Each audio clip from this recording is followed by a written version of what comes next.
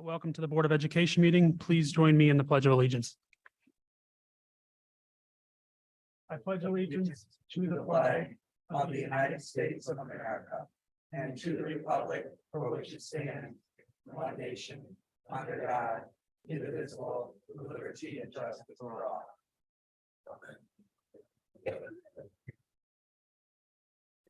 I'd like to observe a moment of silence for the following individuals. Irene Eichen, a graduate of the North Syracuse Central School District. Barbara Bishop, a retiree of the North Syracuse Central School District. Doris Stewart, a retiree of the North Syracuse Central School District. And Mary Rook, a retiree of the North Syracuse Central School District.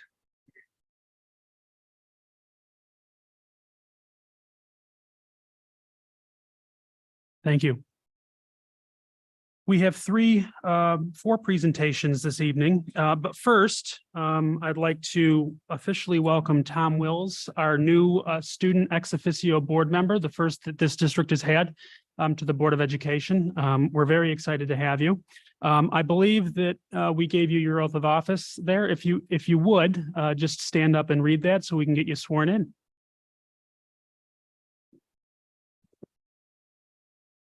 I, Thomas Wills II, do solemnly swear that I will support the Constitution of the United States and the Constitution of the State of New York, and that I will faithfully discharge the duties of ex officio non-voting student board member of the Board of Education of the North Syracuse Central School District to the best of my ability.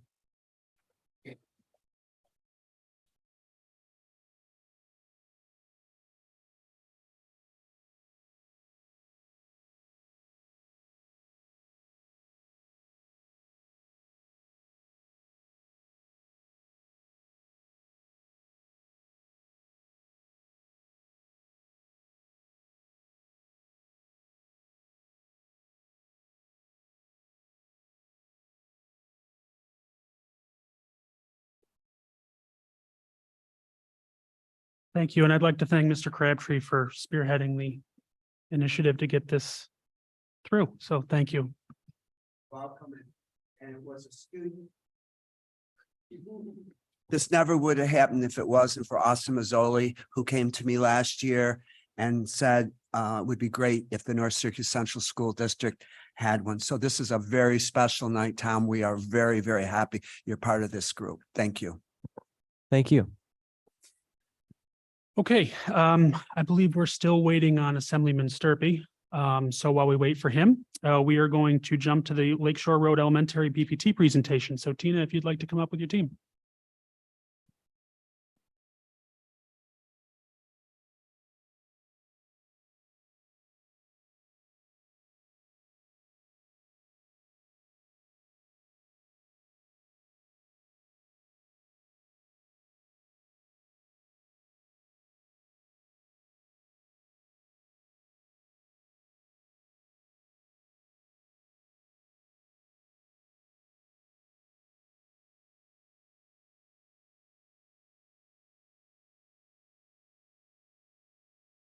Try that again. Good evening, everyone. Hello, thank you for having us here. And presenting with me is Amy Malik. She is co-chair on our building planning team, and she'll be presenting alongside me this evening. All right, we will start with our Lakeshore Road demographics, and you can see our enrollment has gone down a little bit from last year. We have a slight reduction with our number of IEPs. We are still hosting the BOCES skate program, and our free and reduced has gone up a little bit. However, not enough for our entire building to be free and reduced. And you can see transit, we do tend to stay pretty balanced. And this is Lakeshore Road Elementary's mission and vision. Give you a moment to read it.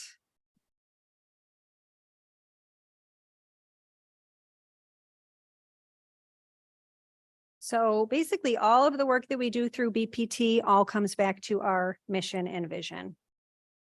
And new for us this year, we have a strategic plan, which is our multi-tiered systems of support goal. having to do with professional learning community. So we are very grateful that we were able to send 3 staff members plus myself to the Solution Tree training.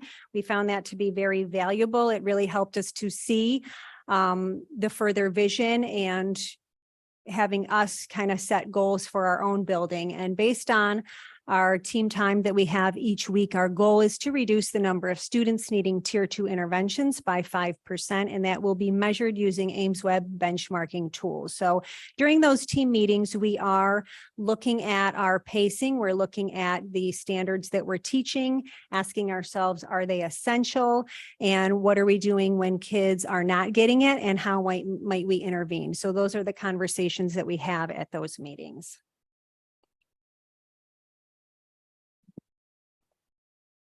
To go along with that, we have our 3-tiered systems of support for our students with academic and behavior concerns falling into each category. Tier 1 is what all students receive every day in their classroom from their classroom teachers. It's all of your core curriculum and content that takes place daily. Your tier 2 intervention time is for those students that do require an extra boost. That could take place within the classroom with their classroom teacher during their win blocks, being pulled aside for a few minutes here and there to help get them caught up on some skills they might be lacking in. It could also be done by your AIS team in a pullout program where we see those students in small groups to work on remedial skills. The 3rd tier is one of our strongest remediations for those students that are in the most need of support. That is conducted by AIS teachers, and it can be done for reading or math services. Those are small groups of 3 students, 5 days a week for a half an hour. All right, our first goal is around improving the graduation rate, and how we do that at Lakeshore Road Elementary is to target our chronic absenteeism.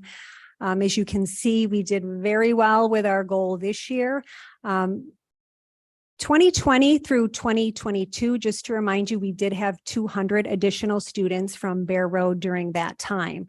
As we looked into our attendance and the students that were missing, a lot of them were part of that population. So our worry for next year, as we are at St. Margaret's, will it be difficult getting those students to school? However, we are looking to keep that goal going and improving that by 4%.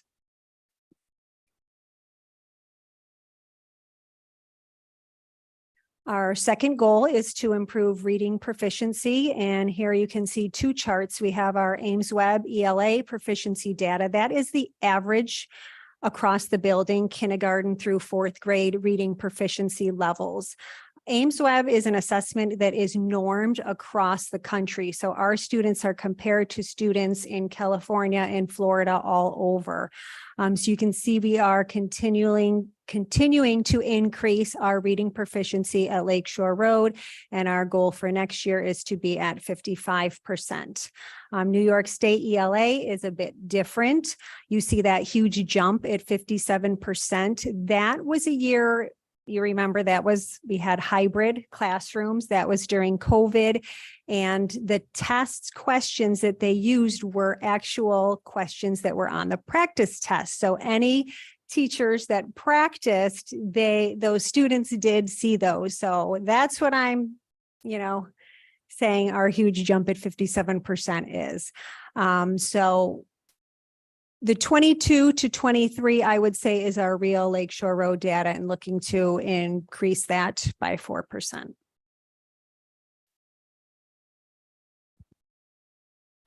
Some of the tools that we're using to aid us in reaching that reading proficiency goal is continuing to implement our CKLA curriculum as our tier 1 instruction in the classroom. This is the 2nd year for our teachers with it. So having that full year under their belt where they could learn from each other and those pilot teachers, we see things off to a much better start this year, and a lot more comfortable feelings from the teachers with their content and how they're working on the pacing of that. We're also utilizing sound walls in the classroom and beginning to make that shift through the science of reading to go from traditional word walls into sound walls. And there's been a lot of professional development that the teachers have taken advantage of for that. We also have early literacy and math volunteers working with our kindergarten students that come in almost 5 days a week to work with those students. We have our instructional coach who is assisting teachers and also planning curriculum for the instructional teaching assistant that also services students in tier 2 groups. This year at Lakeshore, we were very fortunate to have the addition of a 0.5 AIS teacher working with us 5 days a week in the afternoon. And that allows her to see more of those tier 3 groups that we talked about earlier for your neediest students that truly need to be seen by a certified reading teacher. Our BPT for 3rd and 4th grade teachers, they actually just met today with Donna Marie Norton to start digging into that data around the state tests and looking at what they can do together to create a goal around that and improve those scores. And the other grade levels are also utilizing their Ames web data from the data meetings that we just had in the fall to create their grade level goals in conjunction with our overall BPT goals for an area of focus this year. And just to add, not listed on there, we do have 2 win pullout times in our instructional block. So there is an intervention for math as well as reading within our instructional day. Our second goal is to improve math proficiency. And again, you see here, Math Ames Web, we are on a good trajectory for growth. So hoping to increase that over time. And our math scores also have shown improvement over time. And Amy's going to talk a little bit about the strategies we've used there.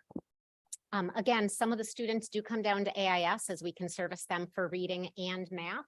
One of the things that we've been working on in AIS is we have a brand new math pilot program that we're using this year. So we're excited to dig into that and see what types of growth we can pull out from our students to help increase those scores.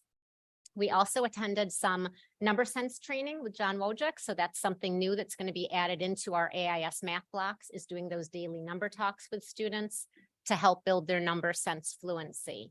And again, with 2 dedicated pullout times, we're able to service students for reading and math while they're also receiving that win time in those subject areas with their classroom teacher. And our third goal, improving emotional competencies. So this was a new goal for us last year and we weren't really sure where to go. So we did go for a very rigorous goal. We wanted to look for improvements in self-awareness, self-management, social awareness, relationship skills, and responsible decision-making. As you can see, we did meet 2 of those goals in those 2 areas. The strategies are listed there. We tied in, we have a school pledge tied into P2, school-wide behavior traits. But we did decide to pare down this goal. So I will get to that on this slide. And we are looking to improve the social functioning of all students, with 87% of our students will demonstrate as typical or having strengths. So currently we are at 82% there. So we've started some talk at our staff meetings and during our team time, looking to get into what behaviors are we expecting from children that they might be lagging in, and what can we do to support them?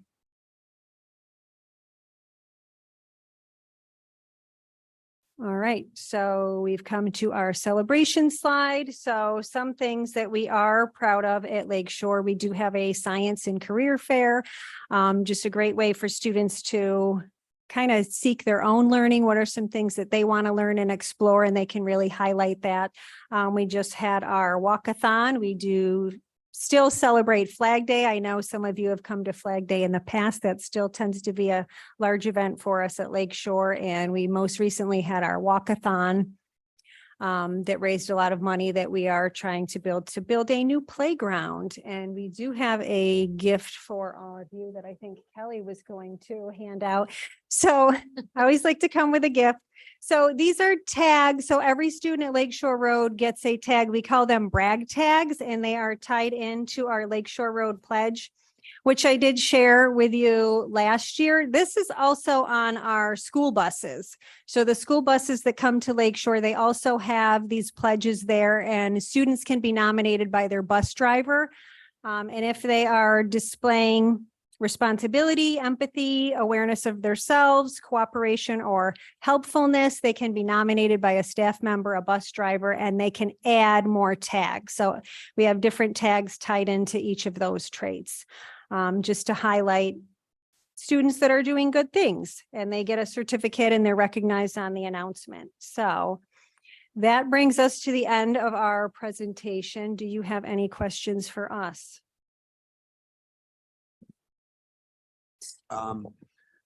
Couple things. I do go up there at least once a year.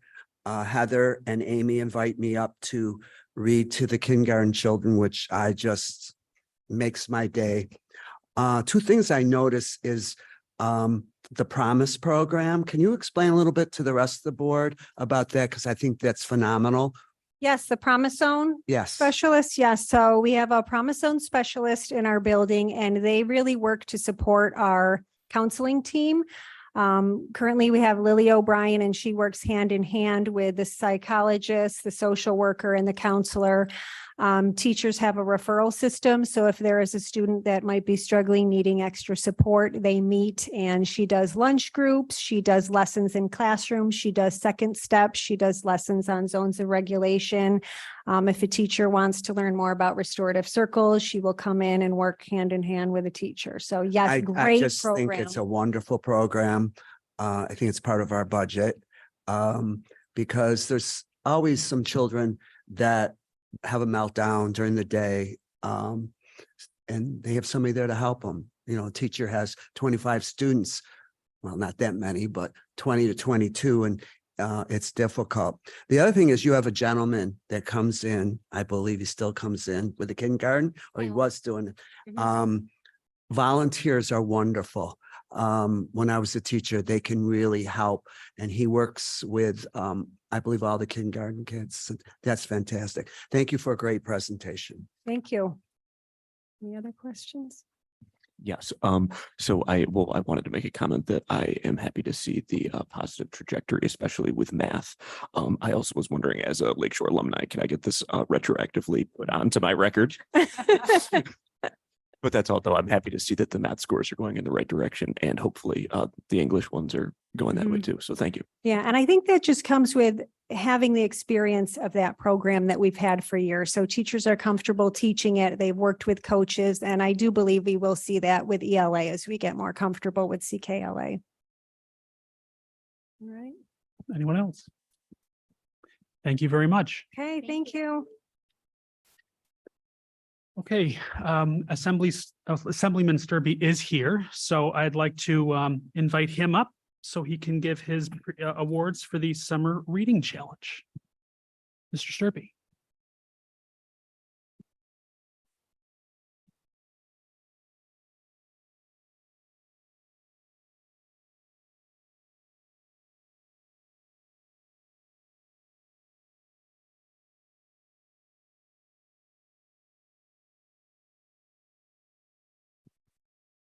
Okay, we're live. Well, once again, I'm really happy to be here to present the certificates to the kids who've completed the Summer Reading Challenge. I mean, everybody knows that if you can keep your kids reading during the summer, they'll just zoom up, you know, in the next year, their reading capabilities will just continue to grow.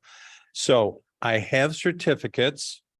And I also have a letter, because the letter is pretty important too, because letters for the parents, because I really want to thank them for making sure that this happened. We know that kids don't normally do this if they don't get told they should do this. So the parents play a big role, and you should all be commended for that.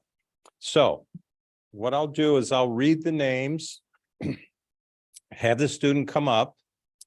I'll give you your certificates. And after we finish here, we can all go out in the hallway. If you want to take pictures, we'll take a big group picture. And if you want individual pictures, we'll do that too. Okay. All right. I don't know how many of these names I'll mispronounce, but you know, we'll get going here. Ezra Alexic. Here. Okay.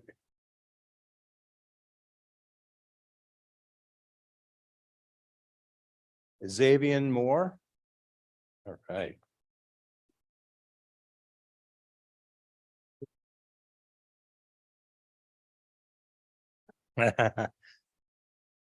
You got to go through the line.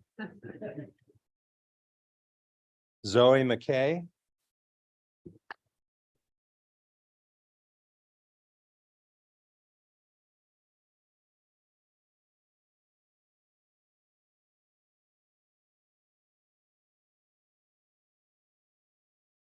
Lucas Batista.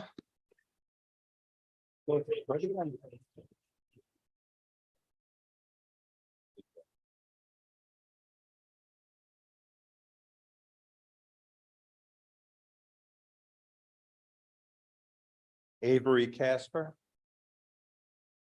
Not here. All right, we'll clap anyway.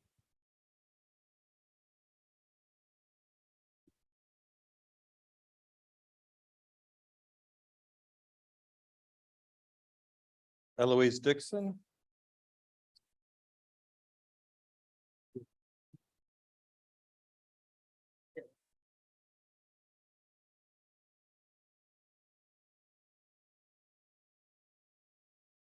Job Dixon.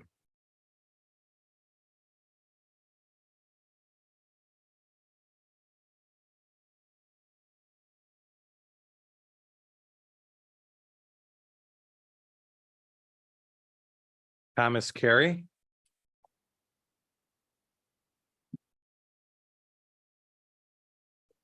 Hey. Ella Kittle. Gotta go with them first.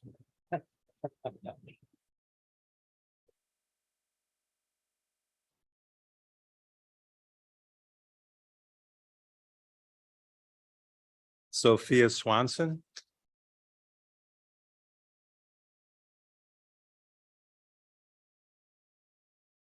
She knows what she's doing. She's gonna run for office someday. I know these people. Anna Tees.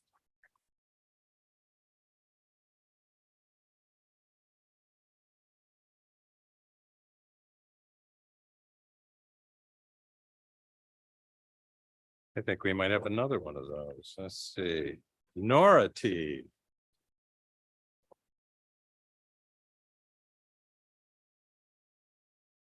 You're welcome.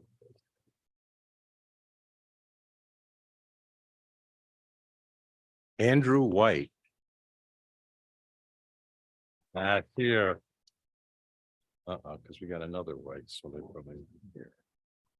Jonathan White. That is all of them, but congratulations. Thank you again to the parents.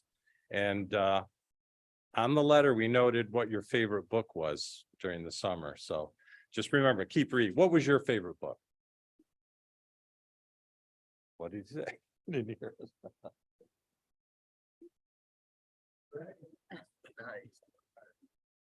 Well. All right, we'll go outside in the hallway now. If you want to take any more pictures, we can take a picture, okay? And let's give them a big round of applause.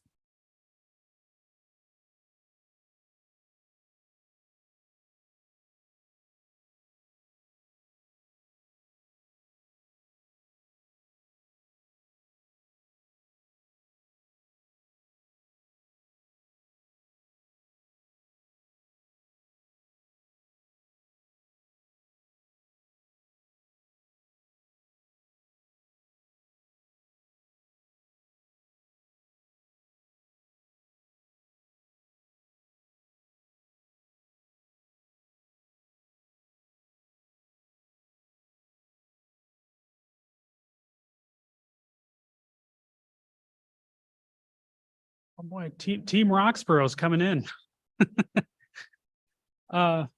Okay.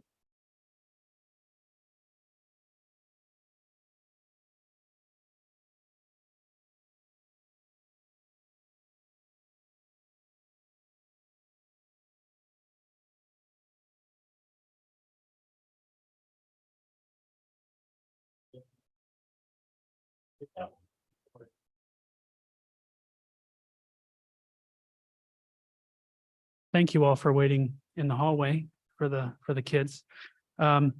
Next up, I'd like to have Matt and his team present for Roxborough.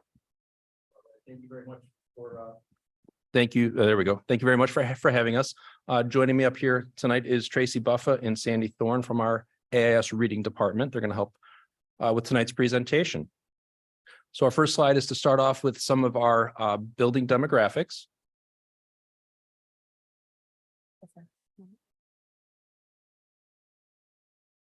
maybe. Maybe.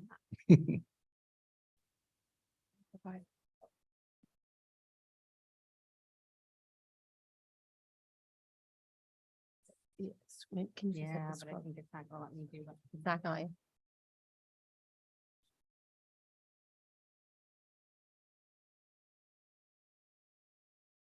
Yeah, because it's not the Google Drive. Is that it? Oh, it's a PDF. Oh,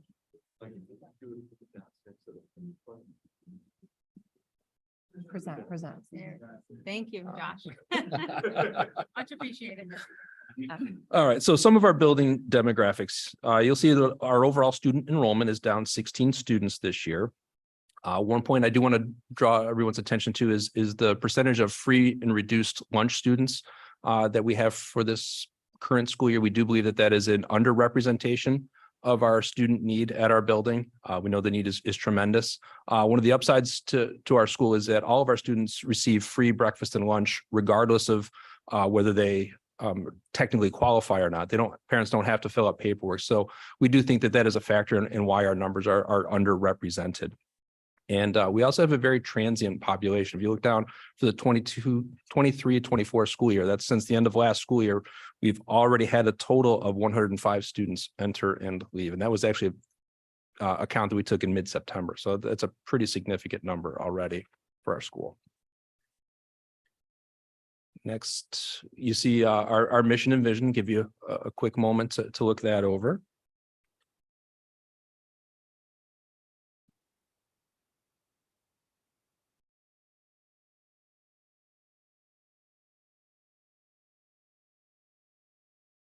And our strategic plan MTSS goal, much like you heard from Tina at Lakeshore earlier, but we're going to really focus on using the PLC collaborative team time as a focal point for our school. And that gives us an opportunity to really take a look into student achievement and learning, analyze some data, take a look at what we're going to do and how we're going to respond if and when students are not learning at the pace that we're expecting them to. So that's something that we've been fortunate to have been doing at Roxborough for the last few years.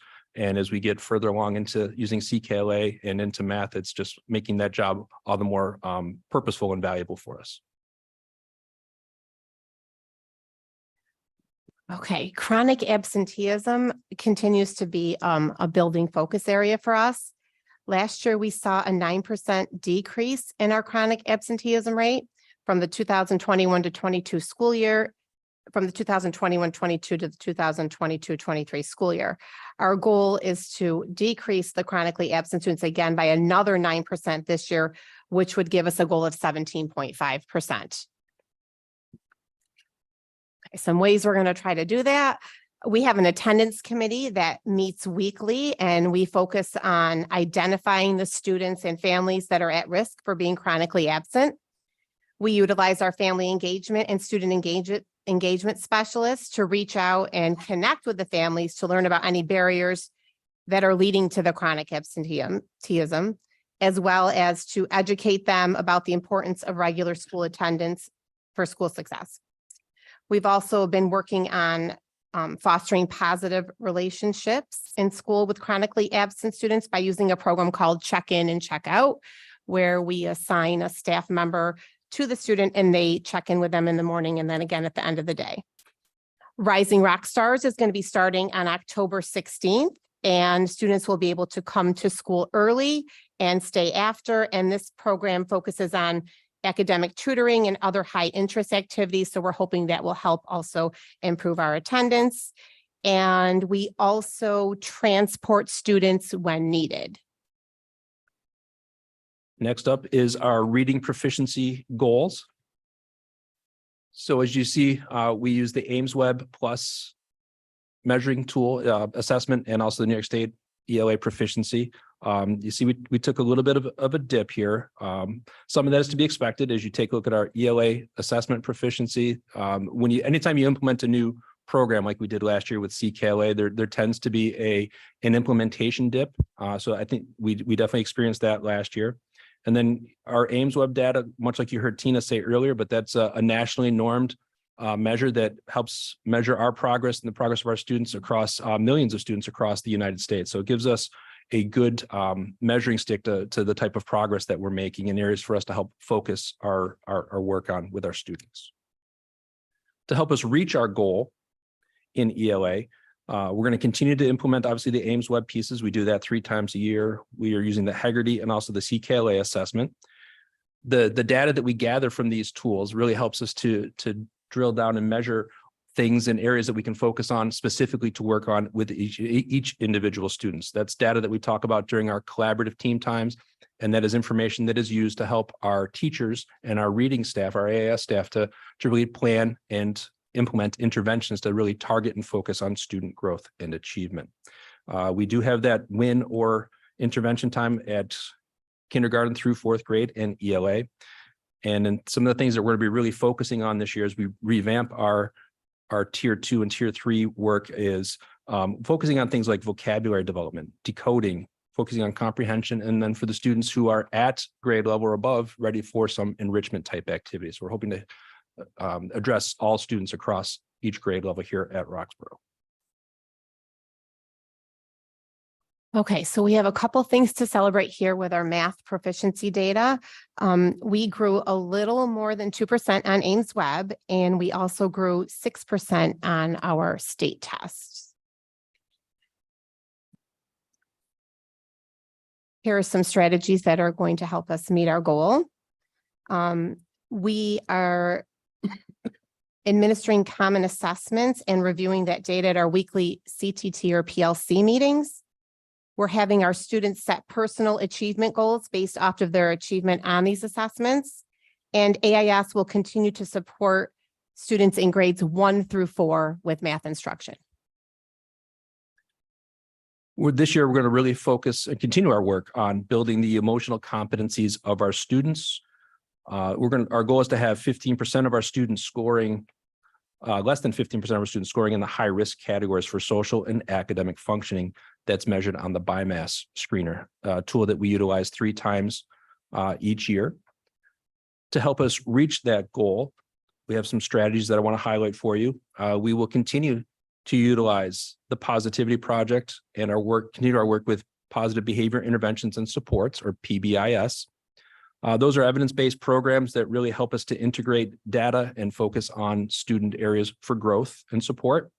Part of that is when we find areas of need, we work with students in social academic instructional groups where we provide very explicit teaching around the skills and strategies that kids need to be successful, not just in the classroom academically, but also socially, behaviorally, emotionally. We also utilize our student support team, which we're very fortunate to have at Roxborough.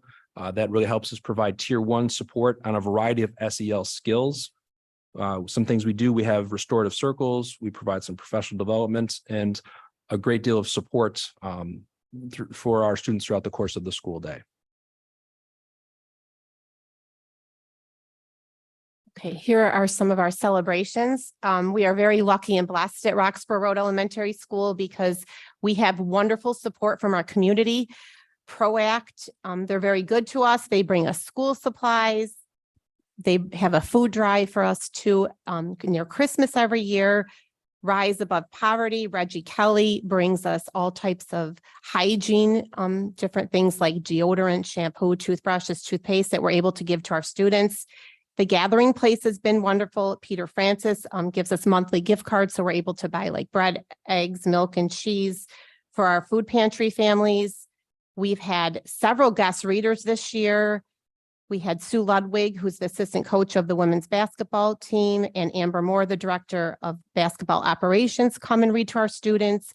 Kate Thornton came from Channel 9. Michael Tricarico he's the director of broadcasting and media relations for the Syracuse Mets. We had Greg Stone this year. We also had David Antonelli from Plank Road. He came and gave each of our kindergarten students a free ice cream cone after he was done reading. And Mr. Fitch came from the Mattydale Fire Department.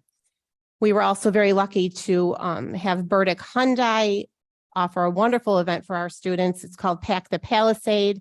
And we went to there and they actually stuffed the Palisade with all different school supplies for our students. So we decided to just highlight all of our community support at Roxborough Road Elementary School. And would there any questions that we could might be able to answer for you guys? I just want to make a comment that I appreciate the work that you all are doing with the food pantry families, because I'm sure that you have no idea, and we don't either, how much that actually goes. So thank you all for doing that, and to all the staff that, probably volunteer their time to make sure that can happen. Thank you. I'll make it less than 3 minutes, Joe. First of all, I don't know if he's still here, but we can thank Assembly Sturpey and John Mannion for the free meals for most of our buildings, including our high school and junior high. The federal government dropped it. And this legislative board committee worked hard last year to get that. So I am proud of Al Sturpey and John Mannion and others that pushed for that. And I'm hoping that every school in our school system will have this within the next couple of years. I know she's probably sitting in the back, but Lisa Goldberg and her group with the Rising Rock Stars, writing a grant, getting this money. This summer, I was delivering meals to shut-ins in Mattydale, and all these kids were outside getting ready for that bus to come to do Rising Rock Stars. I saw it. Kids couldn't wait in the summertime to go to school. That's amazing. Restore practices that you have, engagement specialists. It is truly a community school in Central New York. I know BOCES, we are working on that, but you're way ahead. You're way ahead. You have a community school and you talked about it. Everybody's there to help you. And one thing you always have is staff. With the staff of Roxborough Road Elementary, please stand up. See all these people? They are always, every year they come. But Matt, I told you I had a gift. So in my first life, when I was learning how to be an administrator, I was assigned to Roxborough before any of these people were there. It was in 1990. And there was a fourth grade teacher, God bless her, Conchetta Catalano. And she took her fourth grades and she wrote a book of the history of Mattydale. And I finally found it. And I want to present it to you for your school on the history of Mattydale. All written by fourth graders. And at one time, Reardon, now it's a senior living place, Betsy Reardon was the principal. And if you go by, I see it every time on Friday, knowledge is power. 1,100 students attended that school, and it was the largest rural school in the United States of America. That's just a trivia. But thank you, people, for all that you do. It's a great school. I know Lakeshore is too. I love Lakeshore too, and I love them all. But Roxborough is a school that works very, very hard and has a social economic situation, and you're all together in it. Thank you. Thanks, Bob. Thank you. No, Thank you, everybody. Yeah, thank you for highlighting all of the community support in your presentation. I know we've got community support in all of our schools, but the Rocks campus, and specifically with your transient population, it's really, really great to see so many different facets of the community come together and support these kids. Schools are the center of our community. I've long believed that. And I know Lisa's working to get these community schools initiatives up and running, and you guys are leading the way with that. So I'm really excited to see where we go. So thank you very much for highlighting all of the support that the community is already giving. Thank you. Thank you. Now the exciting one.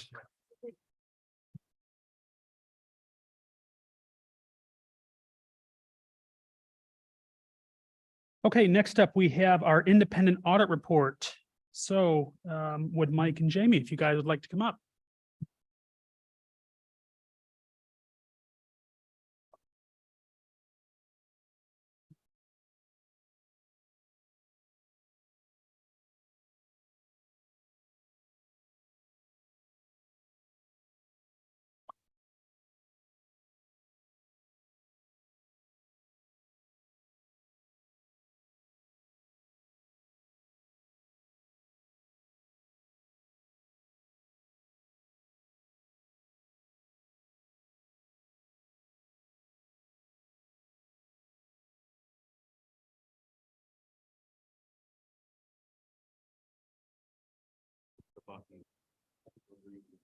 Green is good. All right, ready? All right, we got a pretty short presentation here. We had a discussion with the audit committee last week. Next to me is Jamie Galante. She's a partner with me in audit firm Grossman St. Moore. She's a newly elected partner. She just made partner 10-1. So she's been with you guys for a number of years, working as a manager, working closely with me. You know, hats off to her. She does a lot of the work for me on the engagement, worked closely with Don and Vince during the course of the audits. So just want to say she helps to get through everything. So. All right, so we're going to go through a couple quick slides here. So Jamie, you want to jump on this one real quick? Sure can. We're going to keep this short and sweet. The most important thing that we're here to say is that our opinion on the financial statements that we're issuing is an unmodified opinion. So what that means is it's a clean opinion, the best opinion you can get. That's positive. That's what you want to hear. We did go through our required communications in detail with the audit committee. Just a high level summary. Our responsibility really is just to issue that opinion on the financial statements, which are management's responsibility. We didn't have any difficulties, disagreements, any other issues. If we did, we would have been communicating them well earlier in the process rather than right here. There are no significant changes in accounting policies. If there were, they'd be discussed in note 1 of the footnotes. The financial statements, which you all have, are pretty lengthy. I think they're up to about 80 pages these days. Really good reading material. So everything of your accounting policies is disclosed in there. Goes on pretty long. At the conclusion of the audit, we do request management representation letter, which basically management says everything that they provided us, you know, was accurate. They weren't, you know, anything that they were aware of, they shared with us. And that's pretty standard. In terms of any recommendations that we have, any findings for the audit, there's 3 different levels of findings. There's a material weakness, which is the largest or most egregious finding you could have, a significant deficiency, or administrative recommendations, or what they call management letter comments. So what's important to note here is we did not have any material weaknesses or significant deficiencies. What we just have is an administrative recommendation. The school's food service department went onto a new software system this year, a transition. And with that, we just want to recommend that the district incorporate some procedures of reconciling those new reports from that software into the general ledger. So that's not any specific issues with any costs or any other items, just making sure that the reports in the new system tie back into the general ledger of the district. So any comments so far? Any questions? I'll cover a couple of the highlights of the significant figures in the financial statements. As Jamie mentioned, there's 80 pages of, you know, fun information in there. This slide talks about the net pension, either asset or liability. What this is your proportionate share of your ultimate liability within the state of New York, ERS or TRS.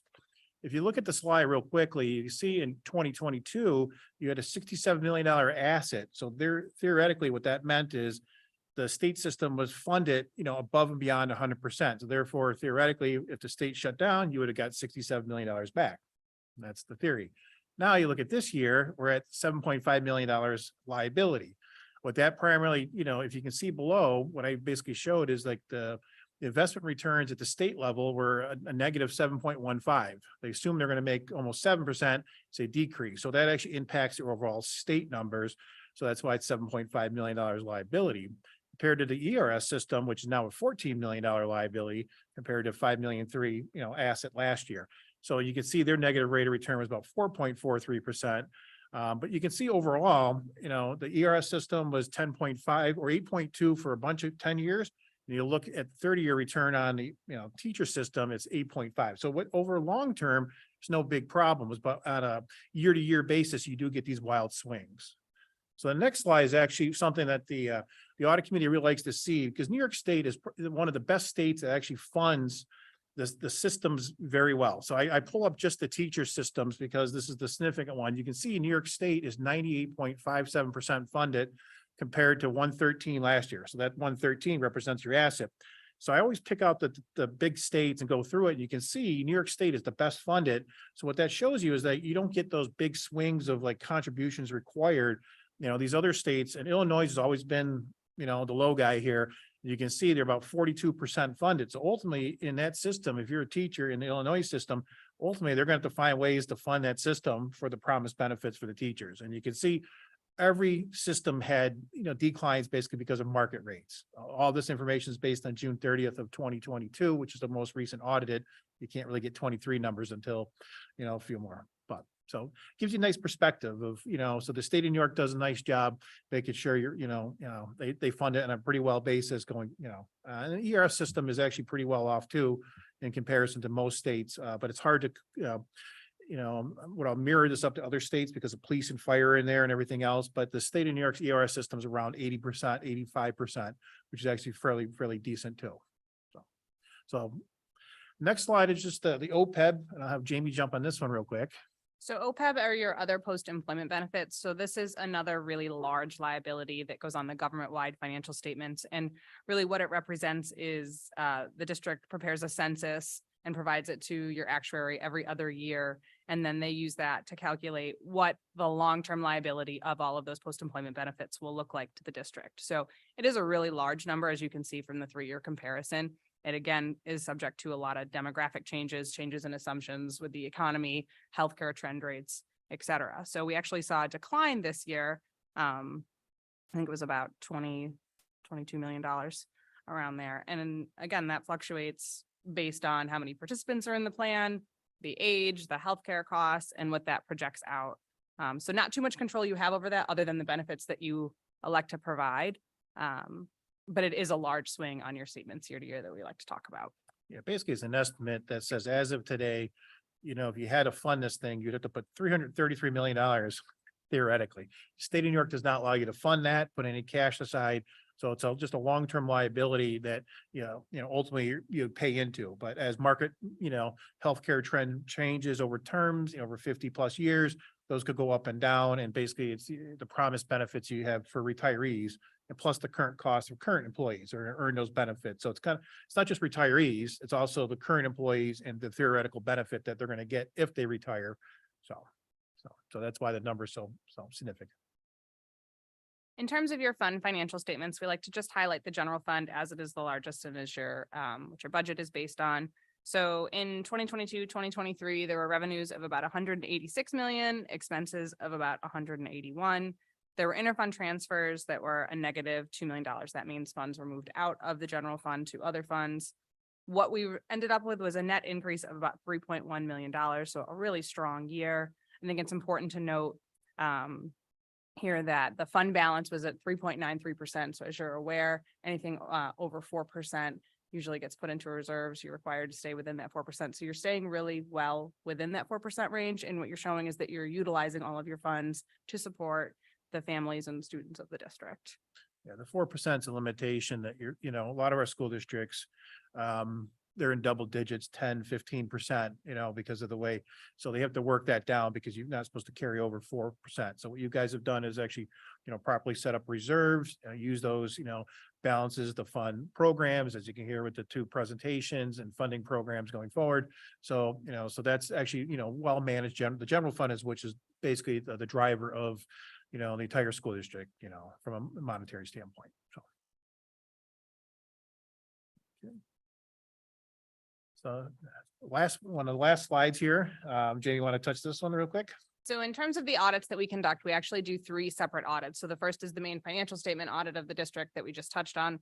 The second is the single audit or uniform guidance audit. Basically, it's the audit of your federal grant expenditures. So overall, the district had about $17 million of federal expenditures. Pretty significant number. It's really increased over the years. A big driver of that are the COVID education stabilization funds that are received. You can see that that was 8.1 million of that 17 this year. So as part of our audit, we audit the compliance, we evaluate the cost charged to the program and make sure that you're in compliance with all of your grant requirements.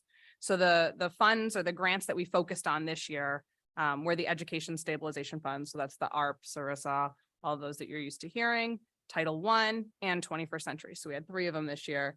21st Century is a brand new program to the district. I think that's the Rising Rock Stars that we just heard.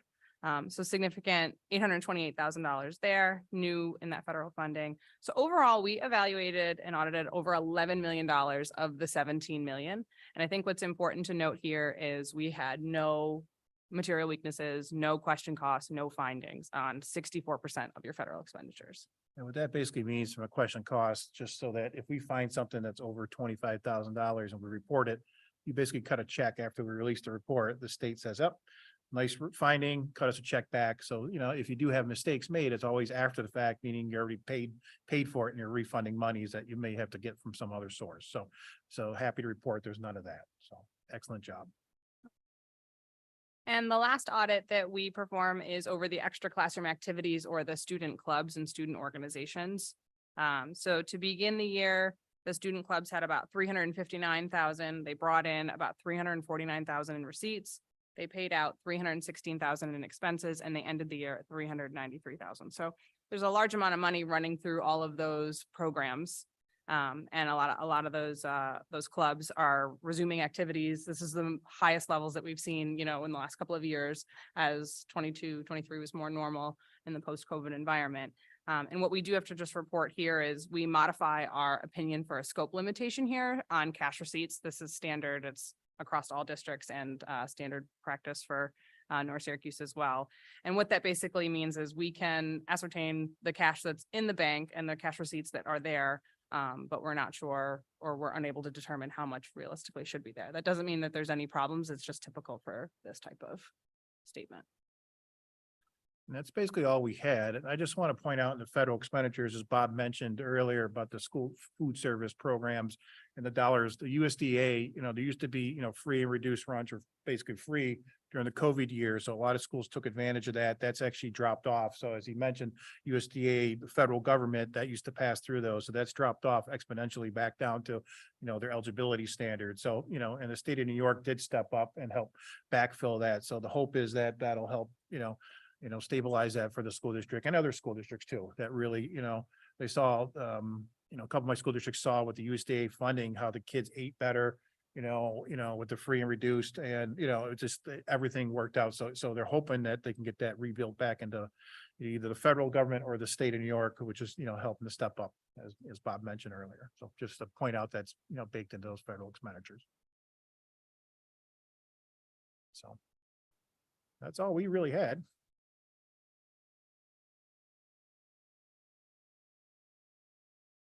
Any questions?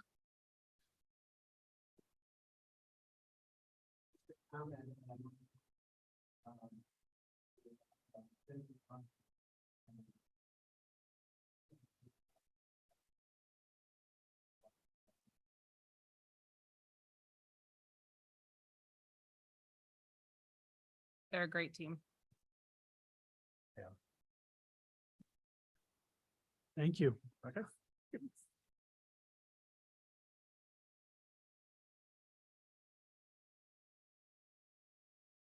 Okay, we'll move into the comments from the audience portion of our meeting. Just a reminder that everyone has 3 minutes. We have 4 speakers signed up tonight. Nick Edwards? No. Okay, Gwen Fosborough. Sorry if I butchered your last name. Welcome. Just push the button on the, yeah.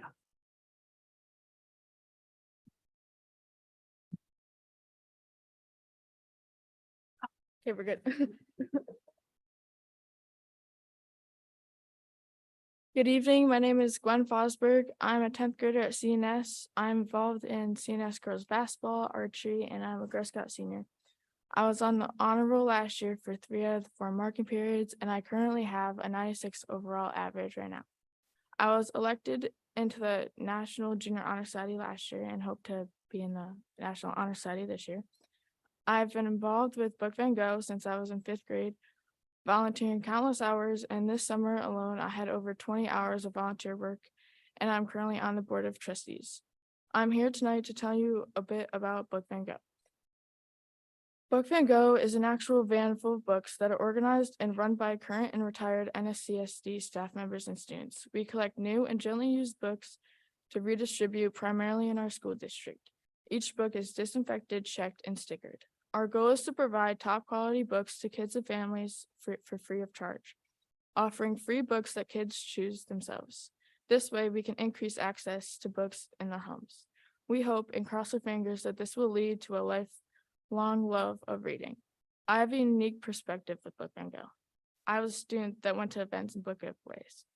In 5th grade, Miss Straub's English class had a competition to see who could read the most books, which inspired me to read. And that year alone, I think I read about 250 books. I was always searching for books by the authors of Linda Moulin Hunt and Catherine Applegate. My brother would also search for any books that were written by Mike Lupica. I always appreciated it when Miss Straub would find a book she thought I would enjoy and point them out to me. I began working with Book Van Gogh because I loved reading books and seeing kids smile when they are looking for books that they enjoy. And now it's my turn to find the treasure of a good book for another student. My favorite part about volunteering for Book Van Gogh is helping kids find books and giving them out for free for all of them to enjoy. I'm a proud Girl Scout, and I recently earned my Silver Award, which is the second highest award, by collecting more than 3,000 books for Book Van Gogh. My project, titled "There's More to Me Than What You See," had the goal of increasing the number of books featuring characters of color, characters with disabilities, and books with cultures from around the world. It is important for all kids to see themselves in the books that they read. Now here's Ms. McClintock. We'll share some data from our summer visits. Thanks for your attention and time. Thank you.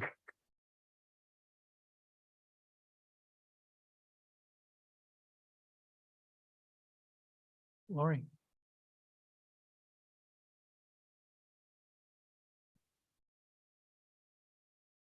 Hello. For those of you that don't know me, I'm Lori McClintock, a retired teacher from Allen Road.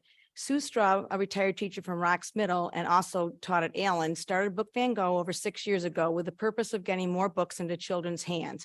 I have volunteered from the very start. I love working with Book Van Gogh because I can continue helping kids love to read, which was always my goal as a second grade teacher. I also love working with Sue as well as all the other volunteers. I'm one of 112 volunteers from this summer, and 100% of our volunteers are connected to North Syracuse School District in some way. This number includes students and staff from North Syracuse School District that donated books, worked on our website, and volunteered at book giveaways. NSCA acts as our drop spot so members of the community can drop books off to us through them. This summer was the first summer we had volunteers from Advocates, an organization that provides support for adults with disabilities. Our volunteers prepare books, help kids find the perfect book, suggest book titles to families, and most importantly, share the joy of reading with our community. This summer, we handed out books at parks, pools, the NSCA office, the early education program at Main Street, and the Rocks Campus Summer Program. Our summer schedule was jam-packed with a schedule of 4 sites per week from the first week of July through the end of August. Each Thursday, we visited the Rocks program and each student was able to choose their favorite books. We attended all 4 weeks, so by the end of the program, we sent home each student with 10 books to add to their bookshelves at home. We also visited the early education program at Main Street twice and gave each preschooler 4 books. Our partnership with both the Town of Salina Parks Department and the Village of North Syracuse Parks and Recreation Program offers us a chance to meet students and families at both Richfield Pool and Kennedy Park during the summer months and at the Family Fun Fest in June. Additionally, we fill the little free libraries within our district and stock the book cart located here at the district offices. This summer, for the first time, we were able to bring the book van to Wegmans Playground, where about 48% of visitors reported to be North Syracuse School District residents. We host family fun events in collaboration with NSCA 4 times a year, with our first one being October 20th from 4 to 6 at the NSCA office. We attend school carnivals, end of the year celebrations, open houses, literacy nights, pretty much anything that is requested of us. We already have future requests for trunk or treat events, the Mattydale Fire Department Family Open House, and the Mattydale Community Holiday Event. Yes, we are trying to flood our district with books. In fact, from January 2023 until now, we have handed out 14,819 books. We're committed to being a part of growing readers in the North Syracuse Central School District. Thank you very much for your time. Thank you.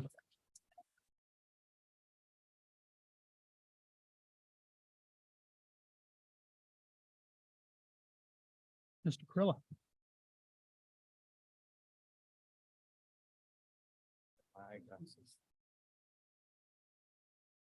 Good evening, everybody.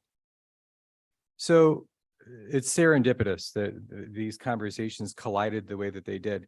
I'm here to share some good news. Good news in the fact that the AFT, American Federation of Teachers, has awarded the NSCA with a $15,000 grant to further our literacy initiative. We submitted a grant at the end of August.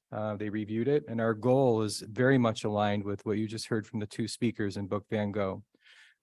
We reached out to our kindergarten teachers and have learned that a number of our students continue to come in through the screeners with fewer and fewer skill sets. We have to do an outreach in a way that we've not done before, and this grant will begin to open the doorway for us to do that. Had a long conversation with Kate DeBatis as well, who has been the district liaison to our universal pre-Ks, and really beginning to assess how can we touchstone with a number of the families that have their children in these environments.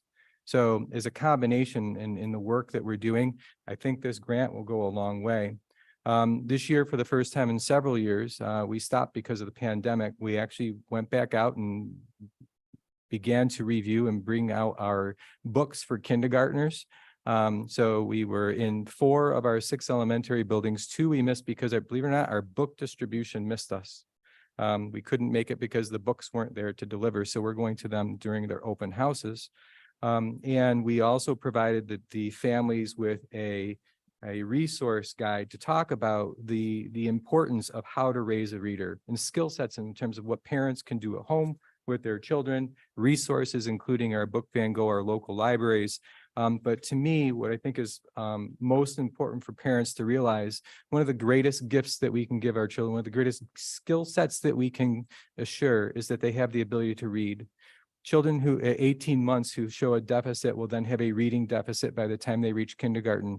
If they don't read on grade level by the end of 2nd grade, statistics show us that we carry them through a lot of resources just to get them through graduation. Failing to do so limits the amount of income, their job possibilities, and their earning potential for the rest of their life. This is something that we must be able to lift up. And I think in concert with our superintendent, with a number of the initiatives that we have here, we are on the right path. But we must find a way to communicate to our family and our community members. And I found in a conversation with Greg Stone, working with some of family engagement specialists as well, to try to find a way to capture some of the families that might not find school their thing. I want to thank you for your time. I have some handouts to pass out to the board, and I thank you for your time. Thank you.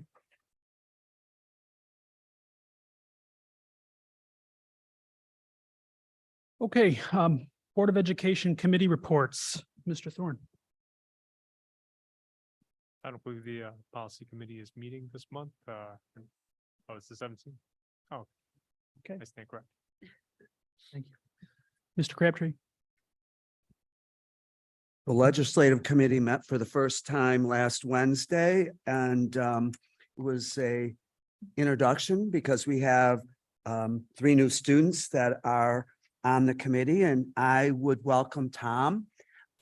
We have a legislative committee, and Mark also has a policy committee, and you can go to one of the either or both of them, because one of the students I know is going to both.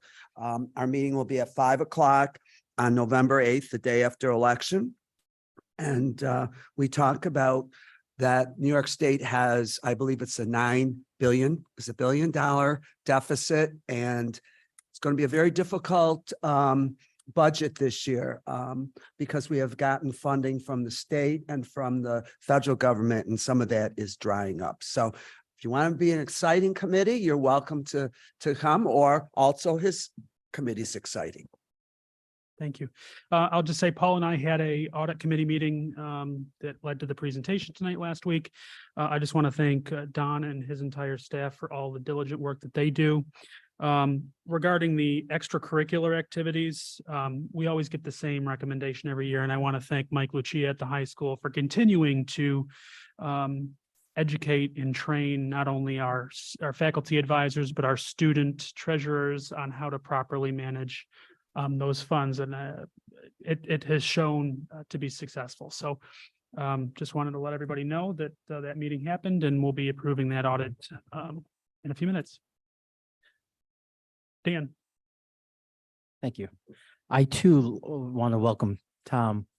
This is a exciting night, so I thank you for being here, and please make sure you help us along the way, getting us the voice of the students so that we can hear from you and us hear from students around the district. Again, I hope that you enjoyed the student reading challenge with Mr. Sturpey. Seeing all the bright young stars of the future was a treat for us, and I think we're going to make sure we continue that trend. Had the pleasure to go to the football game on Friday.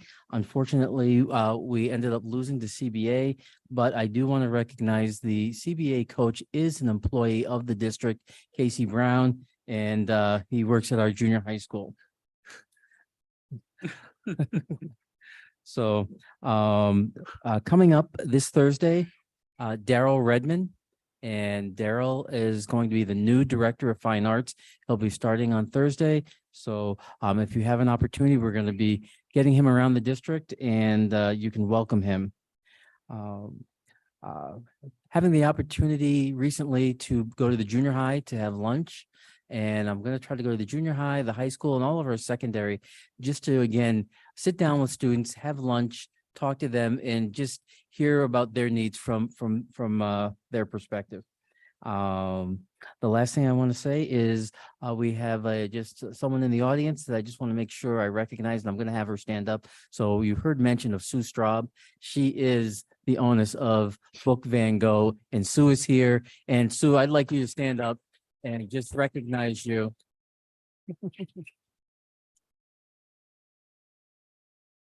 He has built the program and has it flourishing, and we will see it for years to come. So thank you again. Okay, Board of Education comments. Josh. Oh, wow. Wow, nothing over there today. Interesting. I just wanted to say, there were a lot of positive comments today that are great, but between all of the work that you all are doing, and the stuff that we heard at Rocks, and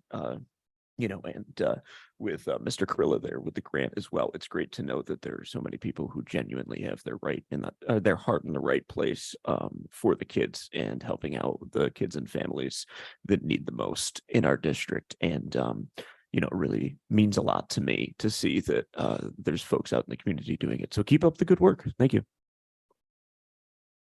Have anything, please? I just wanted to say it's been a pleasure being at this Board of Education meeting, and I wanted to thank you guys for having such a warm welcome. We're happy to have you. Thank you. Okay, we'll move into routine action items. The first item is consideration for the approval of the minutes from our last board meeting. Do I have a motion to accept those? Mr. Crabtree, Mr. Thorne, all those in favor? That is unanimous. I'll make a motion I'll ask for a motion for B, C, and D together. They're the consideration of classification of students. Do I have a motion to accept those? Josh, Amanda, all those in favor? That is unanimous. Discussion action items, declaration of marketable and non-marketable surplus. Do I have a motion to accept those as presented? Matt, Mark, all those in favor? That's unanimous. Next is the audit report. We had the presentation just a few minutes ago. Any questions before I ask for a motion on that? All right, do I have a motion to accept the? No, I have no.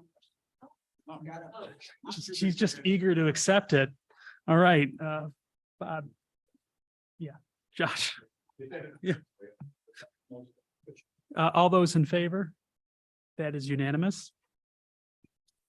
Resolution to approve the creation of a 0.5 OT. That'll be shared between Allen Road and KWS Bear Road. Do I have a motion to approve that? Amanda, Mark, all those in favor? That's unanimous. Resolution to abolish a dance ensemble assistant and create a technical assistant for theater. These are just some changes to our co-curricular advisor positions. Do I have a motion for that?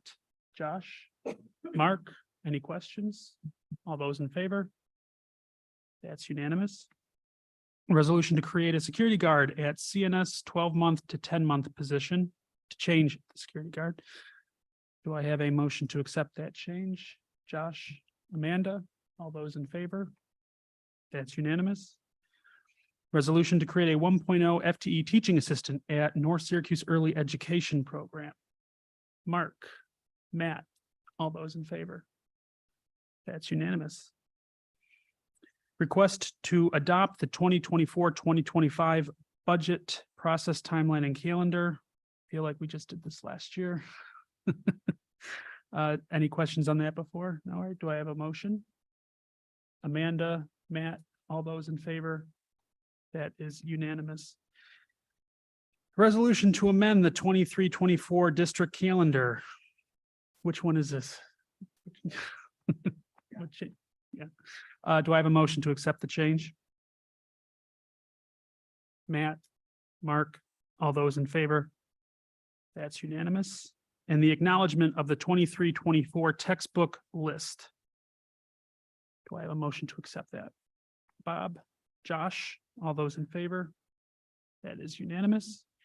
And I do have a retiree that I'd like to acknowledge. Noli LaValle is a motor equipment operator who's retiring with 33.2 years of service to the district. So I would like to wish them all the health and happiness in retirement. And thank you for your service to the district and community.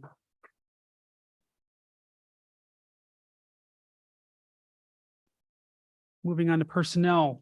Do we have any questions on personnel report A? Do I have a motion to accept that as submitted? Mark, Matt, all those in favor? That is unanimous. Any questions or concerns with support staff B? No. Do I have a motion to accept that as submitted? Mark, Josh, all those in favor? That is unanimous. At this time, I'd like to make a motion for executive session to review one personnel matter with no action to follow. Do I have a second? Matt, all those in favor? That is unanimous. And I would like to make a motion now to adjourn the meeting. Do I have a second? Mr. Crabtree, all those in favor? That's unanimous and we are adjourned. Thank you all very much.